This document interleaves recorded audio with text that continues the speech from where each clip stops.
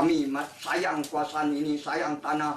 Nenek moyang kami sudah berapa turunan kami tinggal di kawasan ini. Beratus-ratus kami tidak songkong, tidak suka mereka memindah kami dari kawasan ini. Itu saja.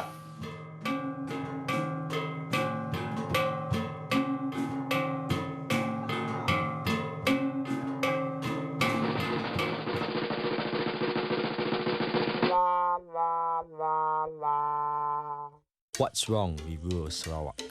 If you had a major issue affecting you in your constituency, wouldn't you use your vote to voice your dissatisfaction? Bengoh is one of the 56 rural seats out of the total 71 seats that were contested in the last Sarawak rural election. Despite having been asked to move from their ancestral lands to make way for a dam, this constituency had returned the ruling BN government into power.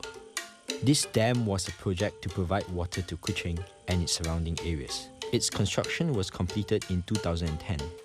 Some compensation was paid out in 2008 to villagers, and they were promised to be resettled to Kampung Semadan, where they were to be given free housing, electricity, phone lines, roads, and public amenities.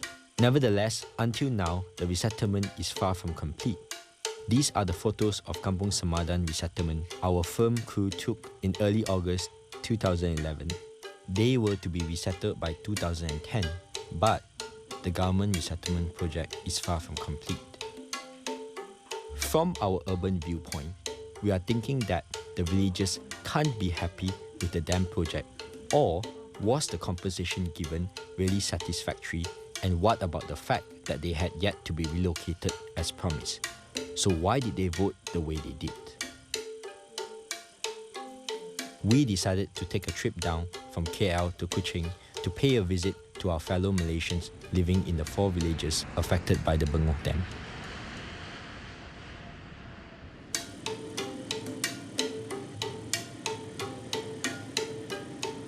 So we have just driven 45 minutes from Kuching to Bengoh village, and we met up with our guides Simao and Kitab.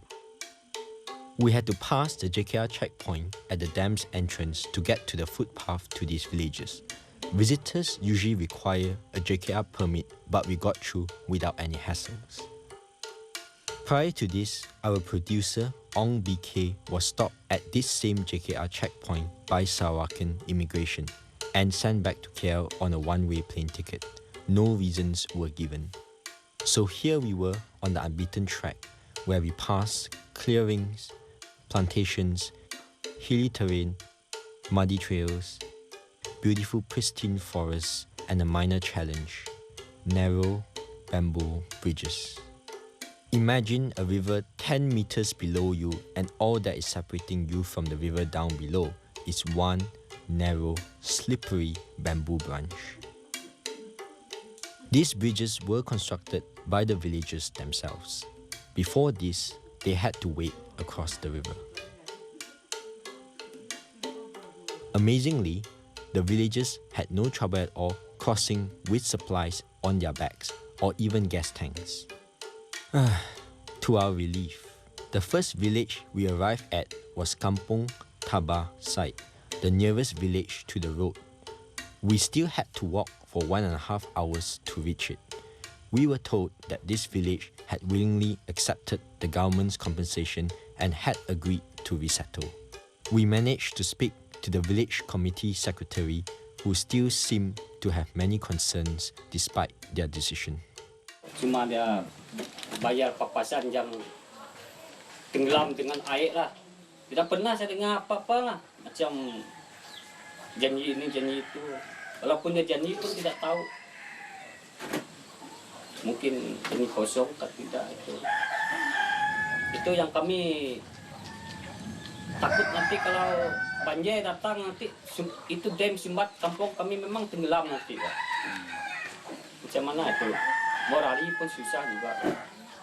Dia belum bayar. Basically, the villagers in Taba site have become increasingly skeptical with whatever promises made by the government. The compensation paid in 2008 was for land that will be submerged underwater and not the surrounding land that they actually have to leave behind when they resettle. According to the government, this surrounding land was government reserved land, and as such, compensation was unnecessary.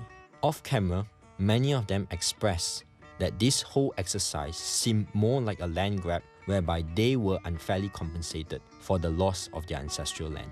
Interestingly, just before the last election, there was word from the BN candidate that the compensation would be increased to cover the rest of the unsubmerged land. Not only that, but they were told the 2008 compensation was only 40% of the total compensation and the other 60% would be paid out soon. Nah, harga dia cakap 15,000. Dia mau tambah lagi. Ini semua sebelum pilihan raya lah. Semua belum pilihan raya. Tapi tengoklah sampai bila tahun ini. Kalau tidak ada sampai ujung tahun ini, bagi saya jangan coba lagi itu. Memang tahu-tahu politik kita.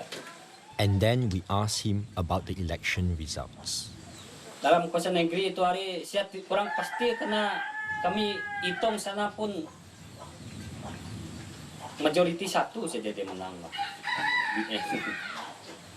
The BN candidate won only by one vote in this particular polling centre.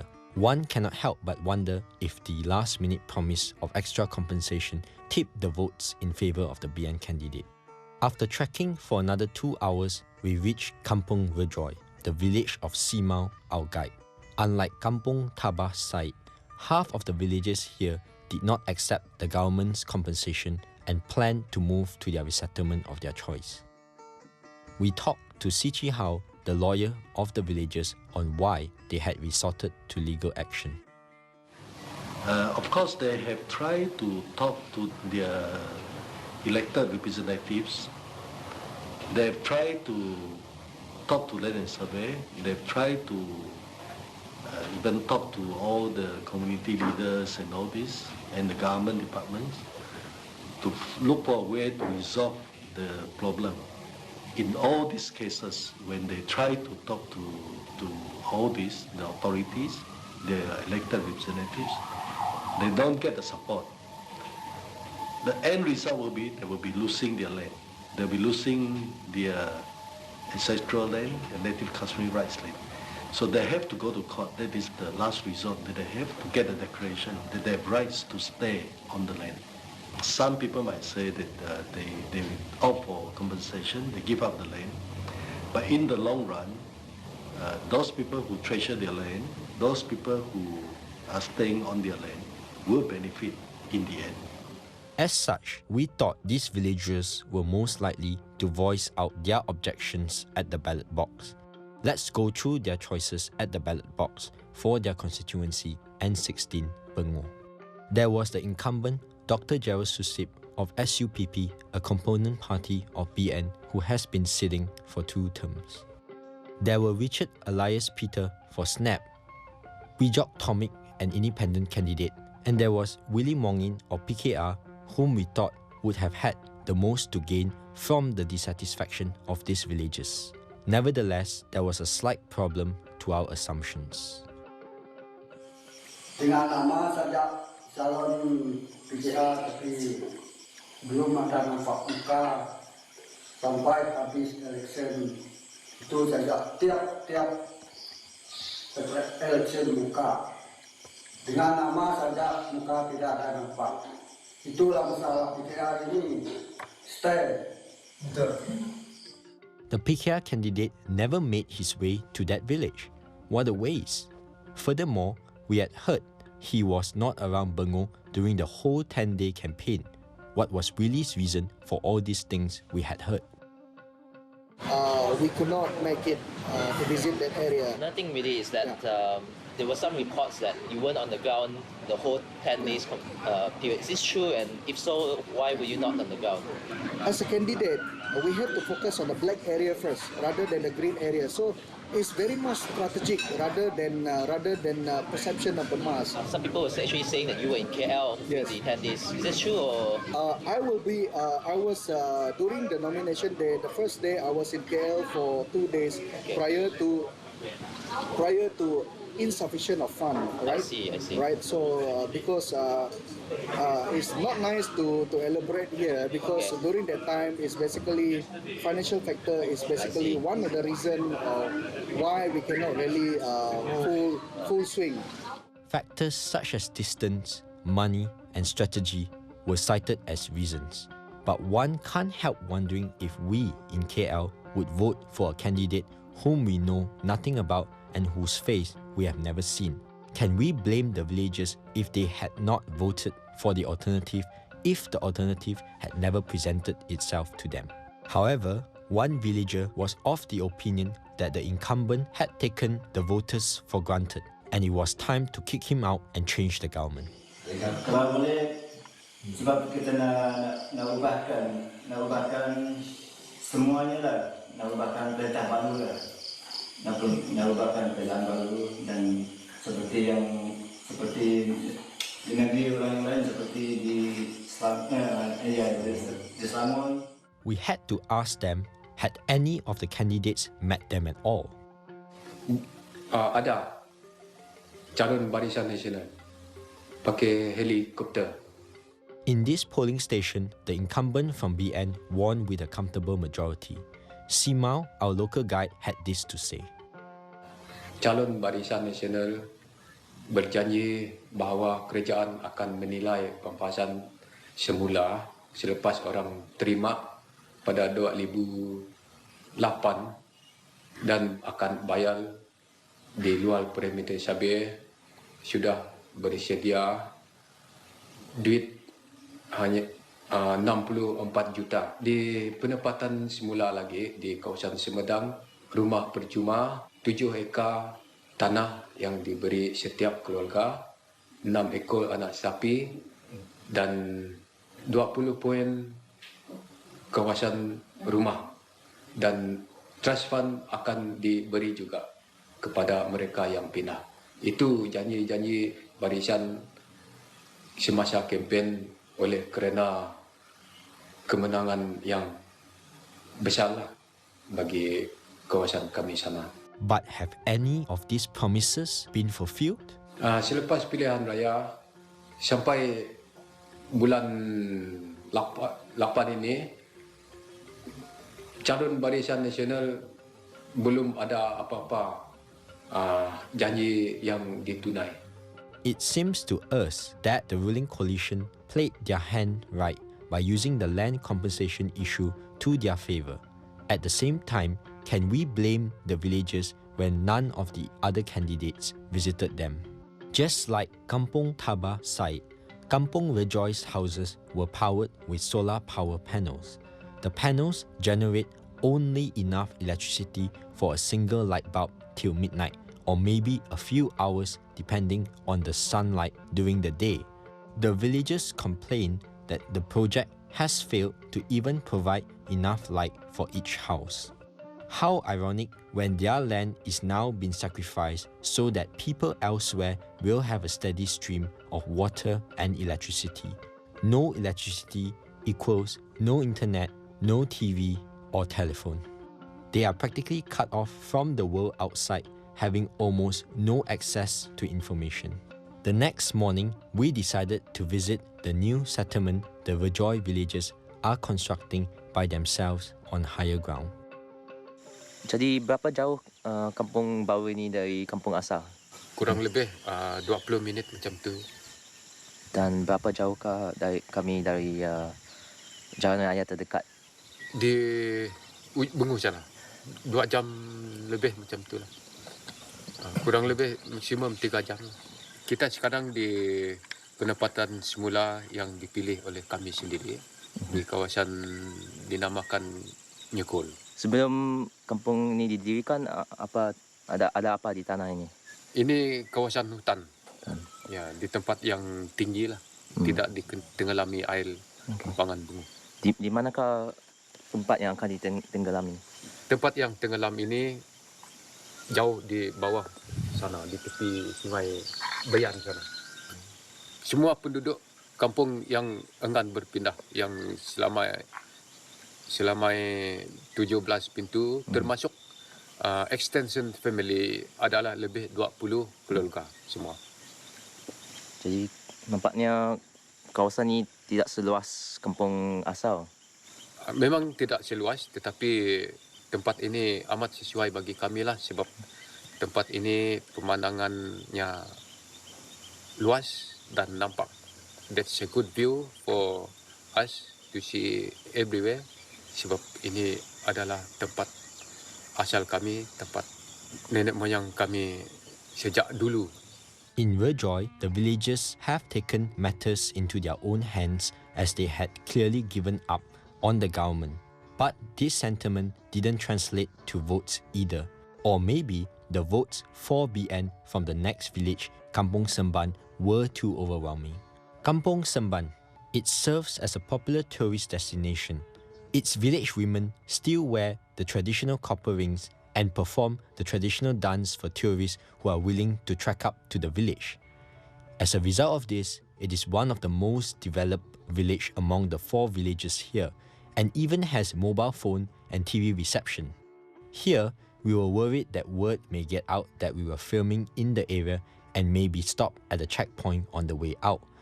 If so, all our work would have been in vain. We were told that this village staunchly supports the ruling coalition as they enjoyed relatively a decent level of development and would not want to rock the boat.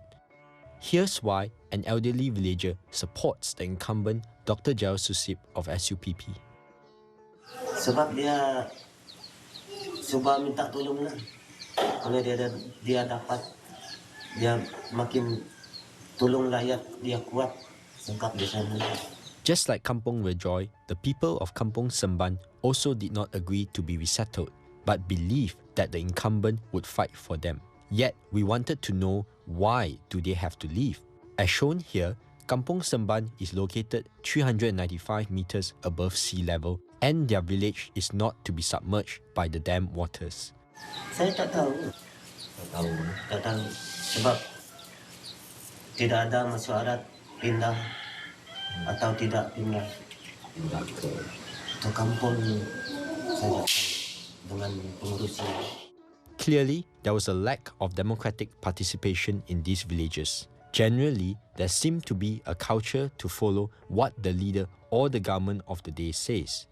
We were told off camera that these houses were to be preserved to be used as village homestay for tourists.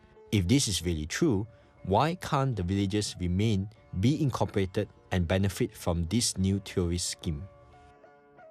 We made our way to the final village, Kampung Bujong. This village shares the same polling station as the first village, Kampung Side.